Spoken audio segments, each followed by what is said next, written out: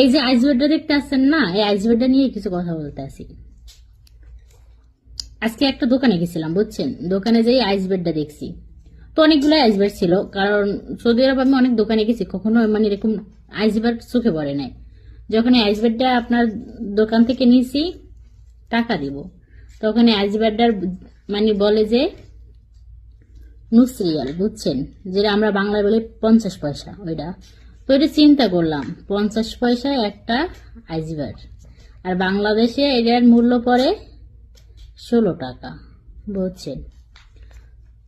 তো আমরা যখন ছোট ছিলাম, আপনার একটা আইসবের কিনছি 5 টাকা কইরা, আর আজকে সৌদি আরব একটা আইসবের কিনছি আপনার, আইসবের গুলো কিনছি নুসরিয়াল দিয়া, বাংলার প্রায় 16 টাকা, বুঝছেন। বাংলার টাকায় মূল্য নাই, সৌদি রিয়ালে মূল্য আছে, কারণ এই দিয়ে বুঝতে পারলাম বাস্তব কথা।